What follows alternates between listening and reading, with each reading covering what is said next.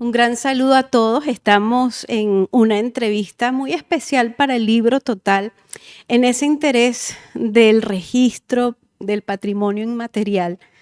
También nos interesa, por supuesto, contar y recontar esos universos literarios que en algún momento hicieron parte de la biblioteca y que 20, 25 años después, decíamos hace un rato con nuestro invitado, tienen una vigencia muy especial, muy particular, e incluso, pues gracias a nuestro proceso de biblioteca, en el que los libros suelen ser proyectos en progreso permanente, vamos a poder también iniciar, pues de pronto, una reedición de algunos de los textos. Pues el invitado especial de esta tarde, para conversar de esas notas al interior del universo literario, precisamente de una serie de obras hechas y pensadas desde Bucaramanga, es el escritor Ricardo Abdalá. ¿Cómo te encuentras? Buenas tardes. Bueno, buenas tardes, muchas gracias por esta invitación. Estoy pues muy contento de estar en este lugar y pues de estar de alguna manera como en la casa donde empecé a ser publicado, ¿no? Cuando todavía esta casa eh, física no existía, este edificio no existía, o pues no existía como ahora, pues ya existía esta idea y pues fue aquí donde por primera vez yo pude ver mis textos impresos. Entonces estoy muy contento de estar acá de regreso. Es como un regresar en el tiempo, ¿no? Es como volverse a ver, hacíamos hace un rato el ejercicio, volverse a ver y dentro de todo lo creado y sobre todo desde esos universos literarios como así se traten de la ciudad, de la historia de la ciudad, en este caso de Bucaramanga, sus calles precisas, algunos personajes siempre muy reconocibles para quienes los leen, de alguna manera siguen teniendo una vigencia excepcional. Pero antes de continuar, pues con este concepto por el cual, o hilo conductor en el cual queríamos, Ricardo y mi persona, darles esta suerte de conversatorio para introducirnos en ese universo, pues quiero hablar un poco, o que hablemos, Ricardo, de quién eres. Ricardo Abdalá pasa su infancia, transcurre su infancia y su adolescencia en Bogotá. Sin embargo, se viene a la ciudad bonita, la ciudad de los parques. Ya miraremos qué tan ciudad de los parques en ese entonces, bonita o no, podríamos hablar según el registro de la época, del contexto. Y bueno, termina en la Universidad Industrial de Santander, en la UIS, pues un título de como ingeniero electrónico. Sin embargo, uno de los sucesos más interesantes es que entras a la UIS a dar clases de literatura. Además, empiezas una serie de relaciones con otros escritores en la ciudad y crean, por ejemplo, un proyecto, decíamos hace un rato, de una publicación y que puede convertirse en dos, que se llamó Un Palá. Cuéntanos un poco de ese proceso. Mi familia es de Bucaramanga. Nosotros éramos como un pequeño grupo familiar, mamá, hermana y yo que vivíamos en Bogotá. Y cuando yo terminé el colegio, bueno, mi mamá tiene una oportunidad y logra regresar a Bucaramanga cerca de su familia, pues porque la vida en Bogotá era complicada. Entonces regresamos acá, yo entro a la universidad, estudiar efectivamente ingeniería. Yo creo que o sea, me gustaba y yo quería ser como ingeniero, pero bueno, tenía 16 o 17. Y en la universidad empiezo a interesarme, pues, o mejor dicho, yo estaba muy interesado por la música, entonces yo quería hacer como letras de canciones y como no tenía talento para la música, entonces me puse a hacer como poesías, entonces más o menos, o sea, como no las podía cantar porque no funcionaba, eran poemas. Y con amigos empezamos a vender esos poemas fotocopiados en cafés, cafés había como tres en Bucaramanga o cerca de la biblioteca. Y al mismo tiempo el Instituto Municipal de Cultura lanza una convocatoria para talleres de creación, talleres de artes. Entonces yo intenté de nuevo como entrar al taller de música, pero pues había que saber música y no lo tuve. Intenté entrar al taller de cuentería, pero tampoco. Entonces entré al taller de literatura y en el taller de literatura, entonces es dirigido por Hernando Motato, pues se formó un grupo como de amigos, ¿no? Es decir, en esa primera versión del taller, pues nos conocimos había gente pues de como de todas las edades, gente, había un núcleo importante de gente de la UIS, pero no solamente, había gente de la UNAP y gente pues más alejada de la universidad.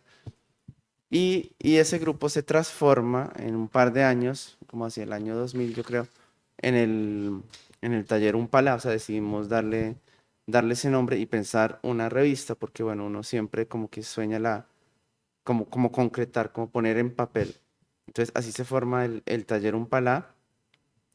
Y pues yo los últimos años de mi carrera los paso más dedicado al taller Umpalá y a la literatura que a la ingeniería. O sea, yo terminé, pues me gradué, pero al graduarme pues aparece la oportunidad de trabajar en la UIS, pero ya no como algo de ingeniería, sino como profesor de literatura también en el Instituto Caldas, donde la rectora de la época, Ludin, en ocasiones me abre las puertas para hacer talleres de literatura como profesor, que haga solo talleres de literatura en un colegio, lo que es muy excepcional.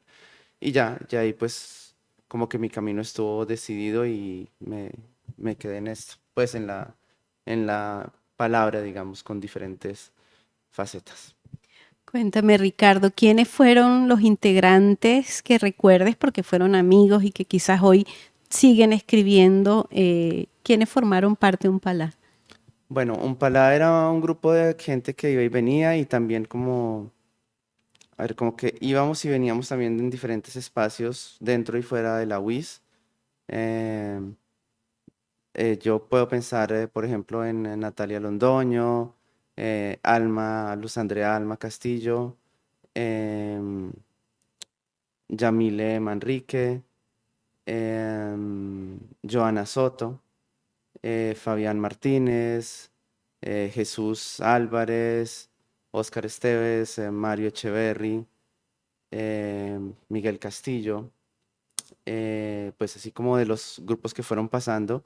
Luego estuvo Juan Sebastián López, que era un estudiante del Caldas, alumno mío. Eh, Creo que esos son algunos de los nombres. Eduardo Osma, que bueno, un compañero que falleció recientemente. Javier Uribe, digamos, había como varias gente que entraba y salía, ¿no? Con constancias por periodos. Algunos y algunas de ellas pues se quedaron en la literatura. Bueno, creo que todos nos quedamos en la literatura de alguna manera, pero digamos que algunos y algunas se quedaron de manera eh, permanente y se dedicaron a eso en diferentes maneras, o sea como escritores o talleristas o en el periodismo. Sí, sobre todo esos que se quedaron o que se fueron transformando también en el tiempo, pues son parte ahorita también de una nueva restauración, digamos así, una nueva ola que sigue dando, como decíamos hace un ratico, esa vigencia a una literatura propia de este territorio, propia del sentir un contexto que pues creo que puede ser muy interesante, ¿no? Antes de seguir el tema, pues, y para cerrar el tema de Umpalá, me gustaría preguntarte si en ese momento ustedes tuvieron algún tipo de proposiciones estéticas, éticas, algún manifiesto así tipo vanguardista de cómo querían hacer y organizar el mundo a través de las letras, en fin, o era simplemente ese interés de estar todos juntos entre amigos situando la literatura. Sí, no, nosotros no, o sea, de pronto en un primer momento pre-Umpalá, como cuando estuvimos en otros colectivos y decíamos como hagamos un manifiesto y tal vez alguno en algún momento dijo, bueno, hagamos, pero no, o sea, no teníamos un decálogo, manifiesto, nada, o sea, como que íbamos haciendo, a veces, pues a la hora de pensarse la revista, claro, había como posiciones, grupos, cosas que nos unían, pero pues no queríamos tampoco, o no se nos ocurrió, o ya lo habían hecho mucho, como decir, no, no, no, o sea, no, no, yo creo que nunca nos vimos como un movimiento literario, no, sino como un parche. Bueno, pero un parche muy nutrido y bueno, tuve la sorpresa cuando pues te conocí hace muy poco en esta feria Voces Feroces de encontrar a otros de los compañeros que acabas de hablar y de internarme también brevemente en su literatura y de alguna manera, por eso te lo preguntaba, siento que que hay un regusto muy particular por pavimentar una realidad desde lo raro, desde lo ambiguo, desde lo curioso, que digamos, no es una experimentación vanguardista, ni mucho menos un intento de volver a traer algunos géneros ya recurrentes, pero más bien unas miradas como que enriquecen la ficción de una manera muy interesante, y así pues me ha parecido tu obra, entonces por eso hacía la pregunta, ¿no? Yo creo que, bueno, porque, claro, o sea, olvidé dos personas importantes, Sebastián Sánchez y John Freddy Galindo. Yo creo que con, por ejemplo, con John Freddy o con Fabián Martínez, sí, como había más un punto, unas líneas comunes. Creo que porque los tres venimos un poco de la música y de la frustración de no ser músicos, yo creo, ¿no? O sea, como que en esa época pues éramos no necesariamente metaleros, pero pues sí rockeros. Y yo creo que en los primeros textos pues sí se nota, de los tres, se nota mucho esa influencia rockera, como en los personajes, en el ritmo, en las frases o historias robadas de canciones, ¿sí? Entonces hay como una línea, pero que sin embargo esa línea no es como una todo el grupo Umpalado, o sea que había de todo, o sea, sí, había universos muy alejados, incluso muy opuestos, o sea, había voces más desde la contemplación, desde la reflexión, desde la meditación, desde las influencias orientales. Entonces, creo que claro, hay como dentro de un palabra. Nosotros teníamos, a veces decíamos, bueno, están como los técnicos, que son más de la forma, y los rudos, que son más así como lo que vaya saliendo. Pero era un chiste entre nosotros, o sea, no había una verdadera rivalidad. Entonces había como, creo que había algunos que teníamos cosas en común, pero nunca una intención de que todo el grupo tuviera cosas en común. Como dices tú, era un parche. Bueno, justamente le hacía todas estas preguntas a Ricardo porque pues quiero con esto como irnos instalando en ese mundo de ese momento, de una obra, por supuesto que Ricardo a partir de cierto momento, el 2005, ya viaja, se va a vivir a París. De esa parte ya hablaremos al final un poco para entender también quién eres ahora.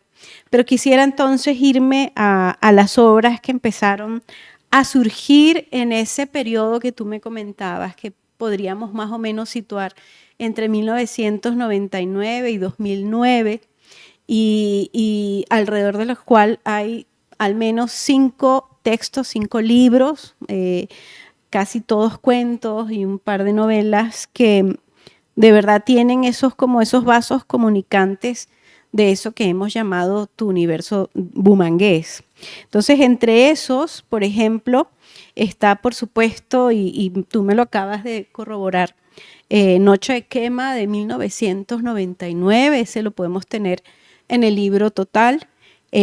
También me encontré en el libro Total dos cuentos muy curiosos, pero que tú me dirás si podríamos hacerlo parte de este mural, que es pues Cuentos para el concurso Literatura Ciudad de Bucaramanga, que incluso salió creo que un año después de Noche de Quema.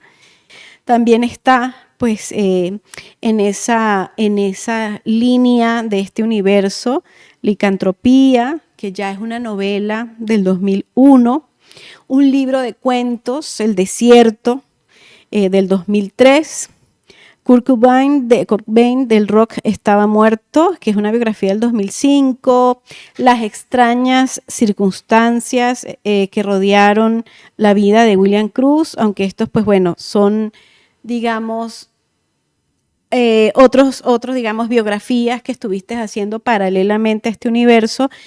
Otra que sí estaría parte, inmersa en esta suerte de hilo conductor, Carmelita Schicksal, una novela.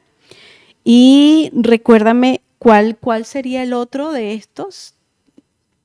que tuviste dentro de este universo son, como dije, 5 títulos. Ya después iremos hablando de lo que hiciste después, pero lo que queremos es como contarles la posibilidad que hemos encontrado con Ricardo de mirar pues como unos puntos muy concretos que se suceden en esta serie de cuentos, de novelas de esta época y que de alguna manera van a encontrar 2025, unos años después, pues una posibilidad, quizás un nuevo aliento a partir de una nueva mirada desde el Ricardo Abdalá que es hoy, que tiene pues otras experiencias de vida, como ya hablaremos, sobre todo como periodista y escritor de reportajes para muchas, una serie pues de medios digitales e impresos pues muy importante a nivel mundial. Así es que bueno, empecemos un poco en estos. ¿Qué es lo primero que me quisieras contar, por ejemplo, de Noche de Quema? Ujú. ¿Qué te interesa de ahí?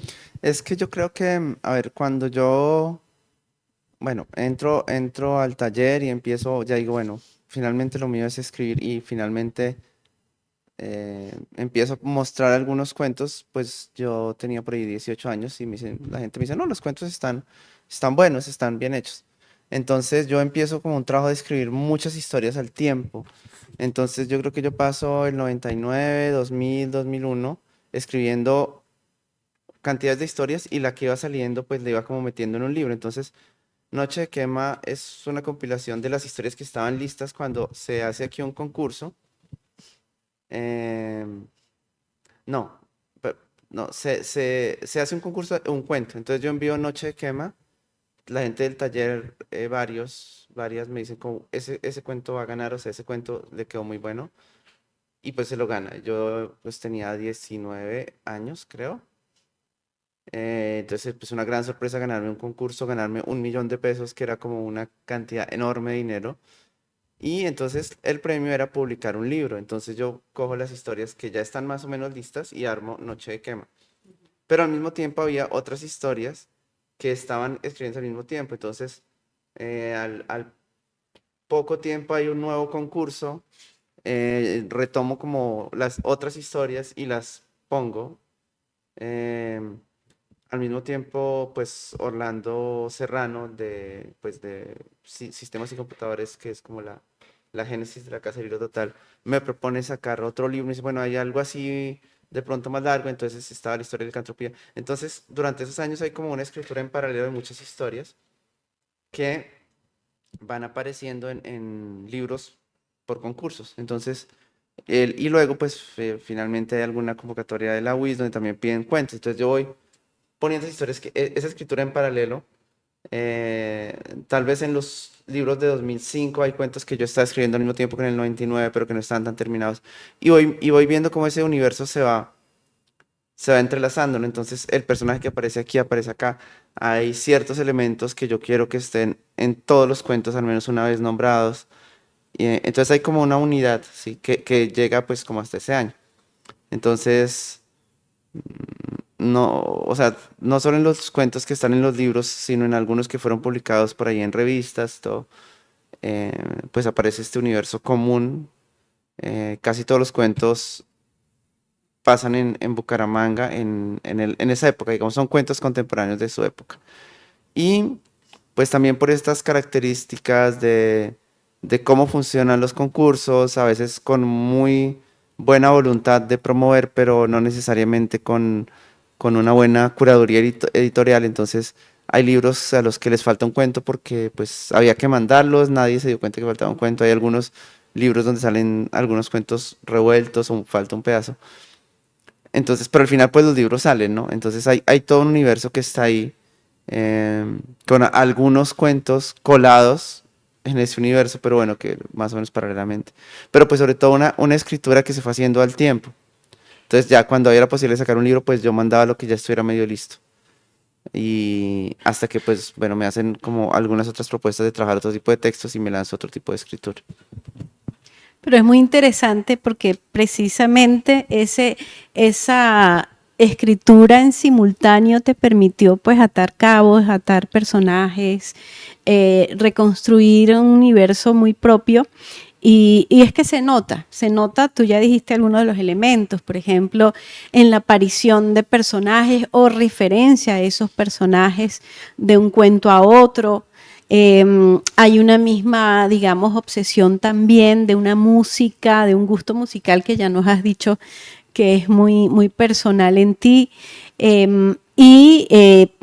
Lo que más me gusta entre las que he podido leer y que vamos a hablar también, no solamente es presentarnos un mundo posible, un mundo que nos convoca a todos porque es un universo conocido, pero al mismo tiempo es un universo enrarecido por una ambigüedad que me encanta y que además pues de alguna manera sin ambajes pues te lanzas a escribir como es Licantropía, pero en el caso de alguno de los cuentos, por ejemplo, de pues Noche de Quema, historias como la historia de Elizabeth Bathory, por ejemplo, Camila, son además pues esos unos universos que están también como invitando a unos niveles de percepción diferentes, a unos niveles de, incluso, me voy a atrever a decirlo, a espiritualidad diferentes. Y entonces eso, pues todo resulta muy apetecible, ¿no? Entre los cuentos que, para como que comentar un poquito Noche de Quema, que hacen parte pues de este primer libro, están Reflexiones ante un espejo, Noche de Quema, que evidentemente tenía todos los elementos de ser un cuento ganador. Leonardo Fabio yo diría que es una rareza en este libro, pero de todos modos cuenta como una obsesión ahí bastante interesante. Hermanos míos, más bien, escuchen a Marcos Witt. También siento que estos dos se entrelazan entre ellos y están menos hermanados a los otros. Sueño con demonios, como les comenté ahorita, la historia de Elizabeth Bathory, descripción de tu patio, y uno pues que es fundamental y que te comentaba que había precisado que este personaje entrañable volvía a aparecer, 101.5 Tropical Stereo, que me parece increíble, un personaje conductor de un bus que va conversando y además logras una cercanía, una conversación como si la estuviéramos presenciando ahí todos los días entre el conductor y la persona que tiene al lado. Me encanta. El anciano, Ilana, Los pasajeros nunca hablan, Whiskey Bar, Camila, Nothing Lasts Forever. Es decir, hay un grupo aquí, salvo quizás esos dos que te comenté, que nos están invitando a una rareza, ¿no? A un extrañamiento de ese mundo, aunque reconozcamos el mundo. Eso me parece interesantísimo, porque ¿cómo lo estabas haciendo? ¿Por qué lo proponías? Es que mira que ahora que al hablar se va uno acordando de cosas, ¿no? Sí. Entonces, bueno, cuando yo empecé a escribir, apareció en el Premio Nacional de Cuento, apareció un libro llamado de música ligera. Eran puros libros, eran puros cuentos de un autor manizalita, Octavio Escobar Giraldo, que tenían que ver con la música. Y a mí me emocionó muchísimo ese libro. Yo creo que ese libro debió aparecer cuando yo tenía por ahí 17. Entonces yo quise hacer un libro. O sea, mi primera idea de libro era una que se llamaba de música metálica, que tenía que ver con el metal. Y entonces escribí muchos libros cuyo eje principal, en principio, era la música. Y los escribí así como te digo, en paralelo, mm, bueno, más estaba yo pendiente de eso que la universidad. Y ese libro pues se fue transformando en Noche de Quema, donde el eje ya no es la música, sino más la ciudad. Pero pues hay algunos cuentos, sí, claro, o sea, tal vez hay 4 o 5 cuentos que ya viendo cómo se fue formando como ese universo, pues tal vez sí están un poquito por fuera, ¿no? Ahora también hay algunos cuentos que son como cuento poemas de esa época, pues de esa época así como de muy de descubrir la literatura y que son así todos, así como, no sé, de maldito Dios, viva la anarquía, tal, maldito sistema, bueno, cosas como el estilo. Que para mí, pues, son súper válidas, pero pues bueno, no, o sea, era como cosas así muy lo que se me pasara y lo que saliera. Y pues esos aparecen también en el libro, ¿no? Ahora que los nombro, sí, es verdad que yo no pienso mucho en algunos de esos cuentos porque están como por fuera, ¿no? Mientras que hay otros que sí se entrelazan. Y hay otros que faltan, que yo quería que estén en el libro y luego no estuvieron, no me acuerdo muy bien por qué, ¿no? Em, entonces, en este cuento de Tropical Estéreo, pues tiene que ver con la música que va escuchando uno en los buses, o sea, es, a ver, uno puede creerse lo más rockero del mundo, pues estamos hablando de una época en la que tal vez los rockeros éramos un poco, no, éramos tercos y muy cerrados por las razones que pues, podían ser válidas de por qué nos cerramos a otros tipos de música. Pero bueno, ya mirándolo pues con el tiempo, me parece que también nos perdíamos muchas cosas por estar encerrados, ¿no? Y es chévere que en algún momento los mismos rockeros o los músicos deciden romper y abrirse y decir, espérese, o sea, porque tenemos que estar escuchando solamente lo que hacen los gringos cuando tenemos tanta música aquí, tanto baile. O sea, a mí me tomó como 40 y pico años de la vida entender el baile y por qué la gente baila y cogerle gusto a bailar es como bastante reciente. Creo que me perdí cosas, no, me perdí cosas por el camino.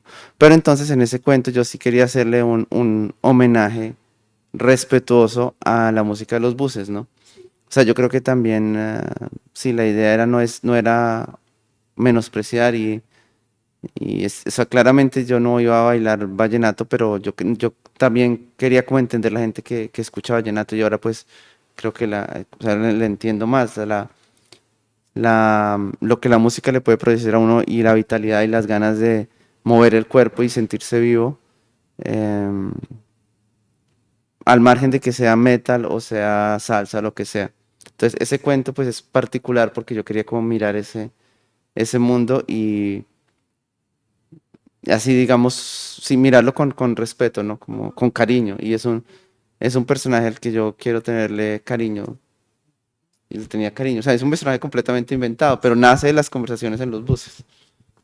¿No? Y lo logras muy bien y bueno, luego logra aparecer directamente también, pues ya en la novela Licantropía, que es un año, 2 años posterior, y de alguna manera, pues eso hace que el lector, digamos, si hubiese un lector juicioso que se pusiese a nadar en tu literatura de ese entonces, pues se daría cuenta no solamente del reencuentro de personajes, también el reencuentro de ese espacio físico y vital de la Bucaramanga, de la carrera 27, de la carrera 33, del centro, de la calle 36, de la catedral, del Parque Santander, en fin, una serie de lugares en el que el lector se puede, como te decía hace un rato, también sentir identificado hoy, ¿no?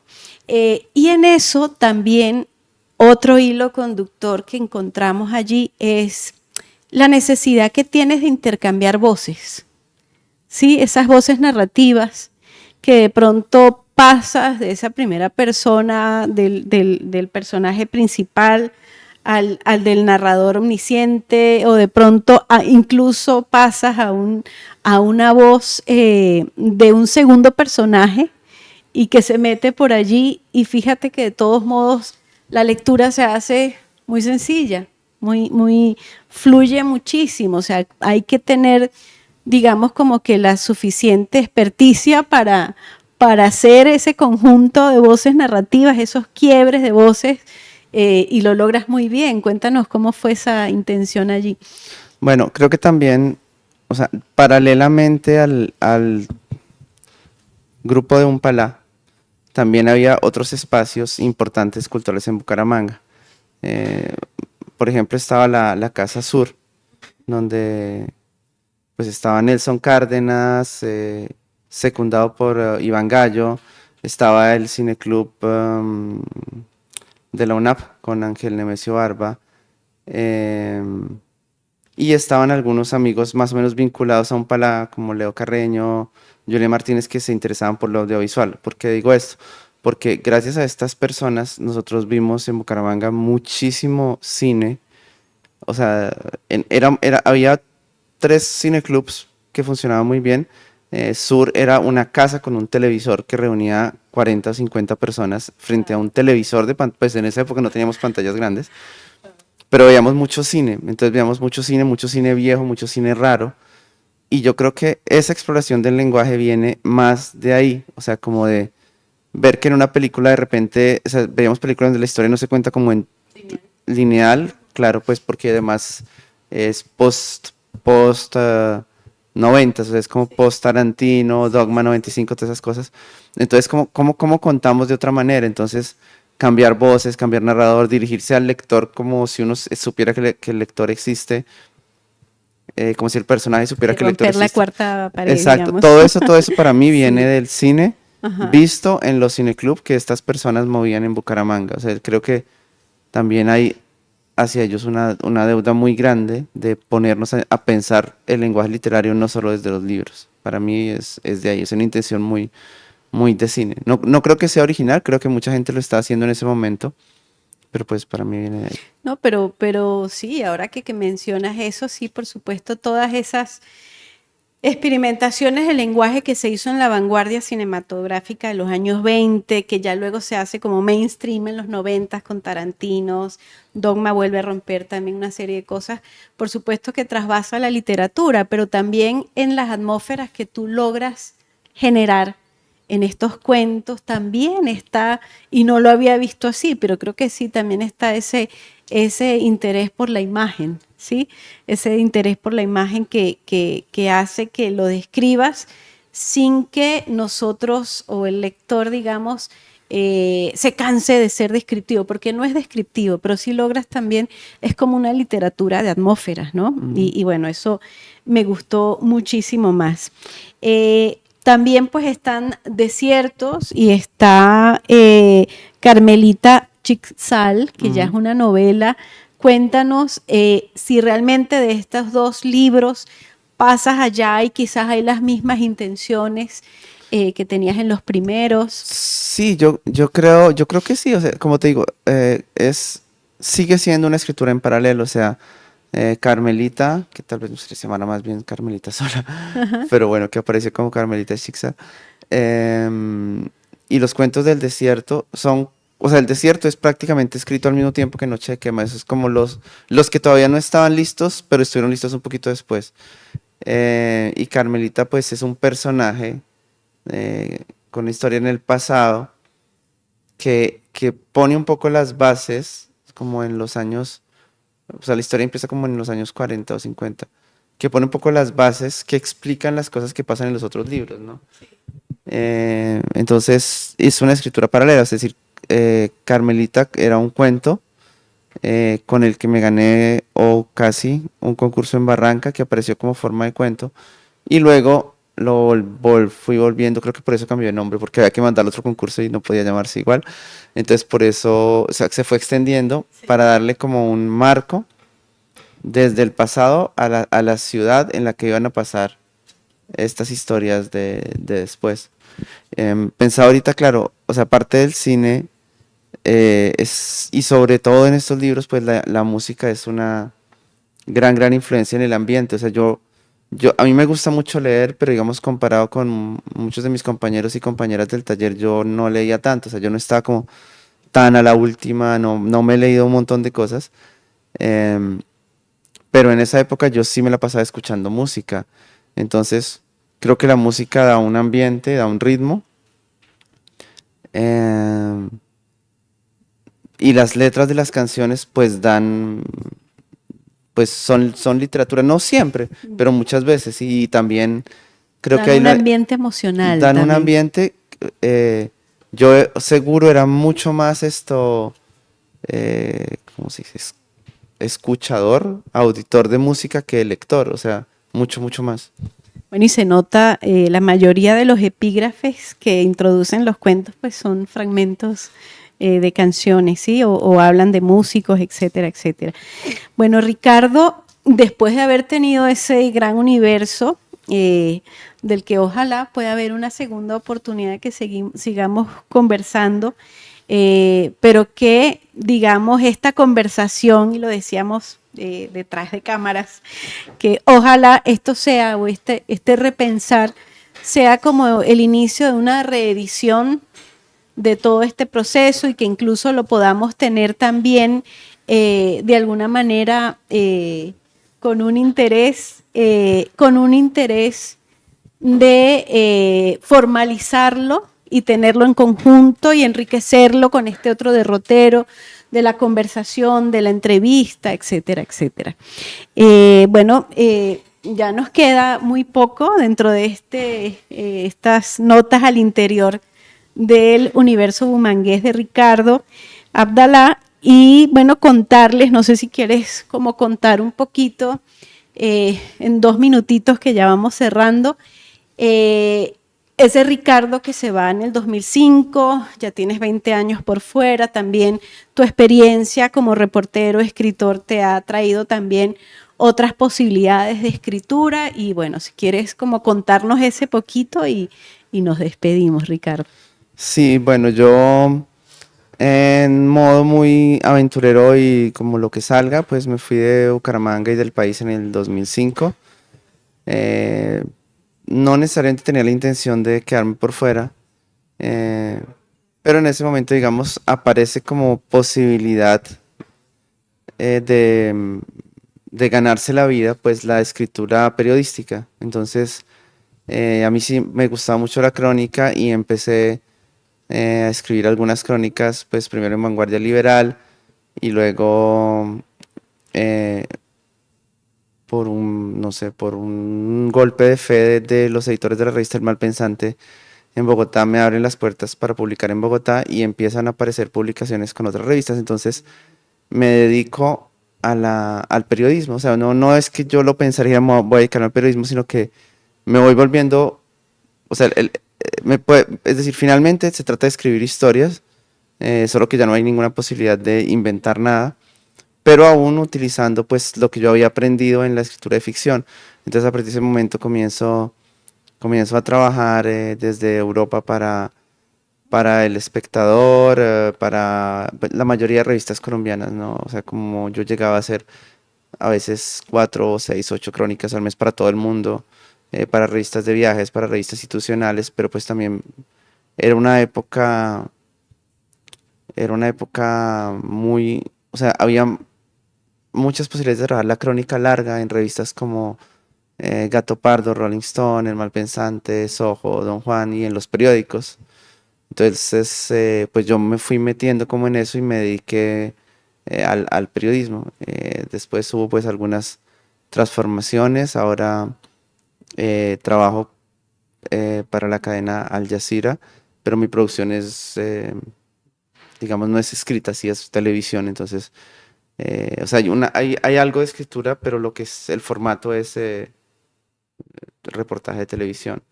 Entonces, eso es un poco lo que ha sido la vida en estos años, pero también, pues, algo que me interesa de revisitar estos libros de Bucaramanga, es decir, bueno, eh, qué tan, qué tan justo era yo, pues, bueno, seguramente yo podía contar mi vida de joven hombre bumangués.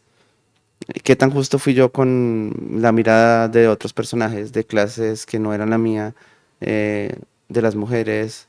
Y entonces repensar, o sea, repensar y yo, bueno, en este momento que hay como grandes críticas a que se reescriban los libros. Yo creo que un autor o una autora puede reescribir su libro porque no es el mismo. O sea, hay cosas, yo tengo mucho pudor y mucha vergüenza de cosas que escribí. O sea, como que hay cosas de las que me siento contento, hay cosas que no. Entonces, yo quisiera pues exactamente eso, regresar esos libros, aportar la mirada que me ha dado eh, la vida, el trabajo, las personas que han estado a mi lado y pues mi experiencia de vida y poder decir, bueno, cómo, o sea, volver a mirar y decir, bueno, ¿fui justo o no fui justo con los personajes?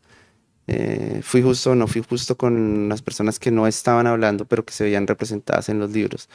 Entonces, por eso eso me parece siempre válido y yo creo que no hay que tenerle miedo a repensar y corregir y revisar y criticar las cosas pues de la cultura, o sea, la producción cultural con la que crecimos, que era pues sobre todo hecha por hombres, sobre todo hecha desde los países ricos, o sea, nosotros crecíamos admirando los autores en general pues estadounidenses, europeos, y algunos hombres latinoamericanos y no miramos nada más. Entonces ahora que hemos aprendido, deberíamos haber aprendido cómo miramos nuestra literatura desde la mirada de las minorías, desde la mirada de las mujeres, desde la mirada del sur, sin querer ser ya el escritor gringo, sin tener los gringos y los franceses y los alemanes como únicos faros, no por negar los grandes autores y las grandes autoras, sino por mirar otras cosas, otras voces y nuestros grandes autores y autoras que no los habíamos mirado. Y a partir de ahí repensarnos, eh, repensarnos una mirada que podía ser muy colonial, una mirada muy machista del mundo y que está ahí en los libros. Entonces yo digo, bueno, todavía yo estoy vivo, yo quiero desembarrar muchas embarradas que hice en la escritura y en la vida y poder repensar me parece que eso es válido, que no hay que tenerle miedo a criticar eh, y a criticarse, ¿no? Y a criticar todo.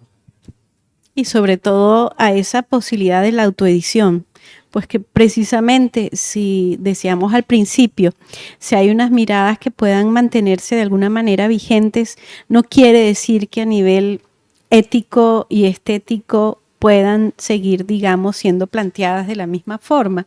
Así que me parece un reto, hablando de justicia, un reto muy justo con esos libros, con la memoria, con los lectores, y me parece pues muy importante que esté sugiriendo poder seguir esos pasos y bueno, ojalá el libro total muy pronto pueda traerles también pues esa buena nueva de tener esa reedición de este conjunto de libros de Ricardo para ustedes los lectores. Te agradezco muchísimo, Ricardo, que hayas aceptado estos minutos y bueno, nada, esperemos que esto siga creciendo. Muchísimas Bueno, gracias. muchísimas gracias.